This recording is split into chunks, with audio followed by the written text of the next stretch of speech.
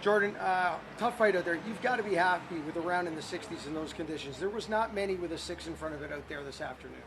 Yeah, I thought anything under par would be a great score, and really, I figured we'd be able to maybe do something towards the end of the round.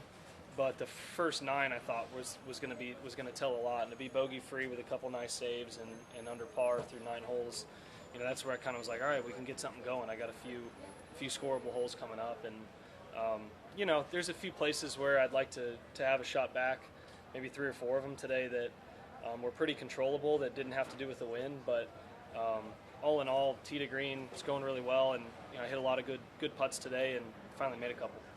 That's where I was going. The short game was on point. In fact, you lead the field in strokes gained around the green. Tomorrow, we're not expecting as difficult conditions, but they're still calling for gusts in that 25-mile-per-hour area. Knowing how you feel right now around the greens, how much does that give you a little bit of confidence? Say, I don't have to squeeze this in a hole I don't like. I don't need to be perfect. Does that free you up a little? Yeah, I think what speaks to kind of around the green is also in approach. Leaving the ball into the wind, if anything, today was important. So even if a shot, if I was in between clubs, I was favoring a side that was going to be into the wind, which always gives me a chance to get it up and down. So it's not always the chip shot. It's a lot of times how you set it up.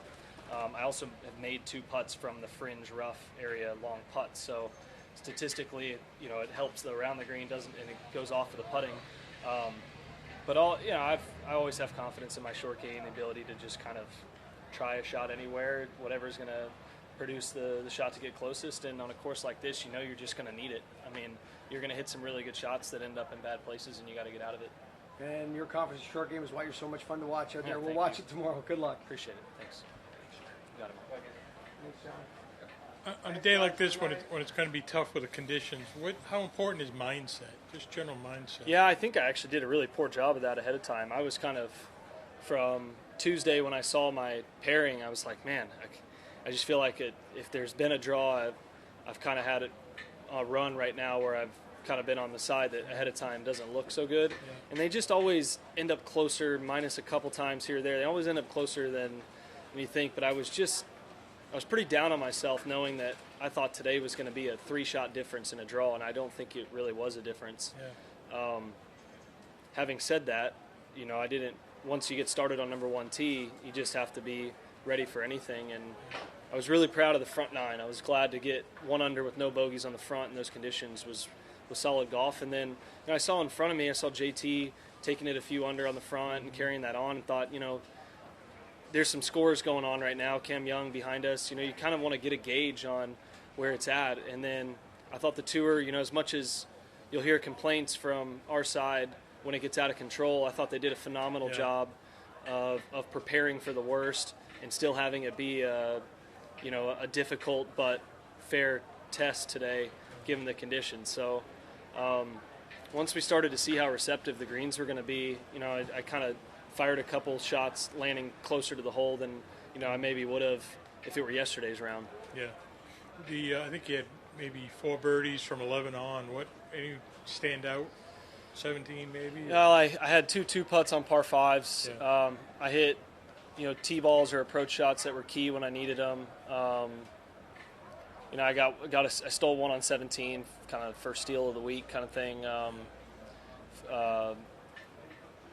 So there was that one. The other 2 were par 5s, and number 11 that was probably the best played hole I've played in a long time. I made 2 of the best swings I've made in a very, very long time, and hit a putt that went right in the middle with the right speed. So sometimes it just takes one hole like that where you're like, all right, I know it's in there. Let's just let's keep pressing forward. So I need to do a couple swings off of my 18th tee shot. That was as many really good shots as I've hit. That may have been the worst I've ever hit. So I just need to get it out of the system and get ready for tomorrow. What did you hit at 11, or was this 11? I hit a sand wedge. I hit driver sand wedge, which that hole can be one of the harder ones of the year. We got a favorable wind the last 2 days, but if you hit driver, you still gotta split it up there. And then I took a wedge right at the stick and then made about a 10-footer or so.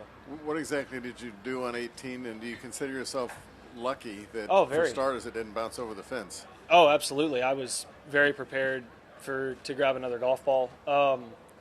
I was trying to hit a drive that I don't know the last time I've ever hit a drive that way, like easy and head high and drawing. I just didn't want to hit 3-wood. I thought the wind was like hard enough for a 3-wood to get in the air, but a driver, if it was smashed, could run into the water. And so I was trying to like hit a low one that held the wind, that didn't get up in the air much, and I drop kicked it, which I don't think I've ever done on tour. So, yeah, like I said, I've hit a lot of good tee balls. That one wasn't one of them, and so I just want to hit a couple of them that aren't that way, then I'll be good. Did the ruling you saw, did that come into your head pretty quickly when you got there? Yeah, I mean, I walked over there, and the way the fence is angled, I couldn't even stand to hit it right-handed, but left-handed you have a full arc. So I mean, I would have taken a 52 degree or a pitching wedge and just hit it lefty and just tried to get it over to the fair. I could have hit it as hard as I wanted to, and just try and get it up in the fairway, and I would be standing on the cart path. So it was very fortunate. I'm a bit surprised that it's where they have the fence. You'd think maybe they put it further away where you don't get that opportunity, or right on the path. It was very lucky. The whole entire hole, I should have made 6 or 7, and I sneaky almost made a 4. So they really did set the course up well. Huh? They really did make it easier. Yeah, yeah, they did. One other thing, when you hold your putt on 17 and snapped it on 18, your emotion, expression, whatever, looked exactly the same. Were you pretty within yourself today? Yeah, trying to do a better job of that. Trying not to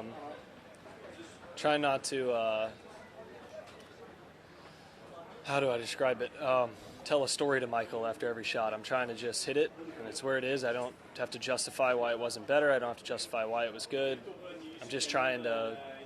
I don't think it helps, and so I'm trying to just. One on 17, when I hit the putt, I was like, oh, sit down. I think that's 3 or 4 feet by. So when I hit the pin, I'm like, oh, nice. Yeah. But it wasn't like a moment where I'm like, ooh, that's dripping in. It's perfect. I mean, I was putting it out of the rough, so it was just a guess. And then 18, I don't know. I've hit enough drives in bad spots where I'm just like, all right, well, that was really bad. Let's not do that again. I need another ball. How difficult is that tee shot on 18? Like, if you could describe that tee shot to the average golfer on 18, how tough is it? It's tough because the miss is left, but the out of bounds is left. If you miss it in the right rough, it's almost an automatic bogey. I'm sure the hole plays more than a 5. Yeah. And so you just can't be right. But you can be left, but there's not much room. And the wind's blowing down off the left pretty hard. So at the spin rates that drivers or 3-woods produce, it's really hard to hold that wind. And so you're likely going to have to line up down the out of bounds, which is what I should have done, and just peel a fade into the fairway. You can't see it either, so it's blind. And then it's kind of wind dependent on how hard or easy it is. And just your thoughts for the weekend, like what's key to sort of holding on and just making sure you have a chance on Sunday?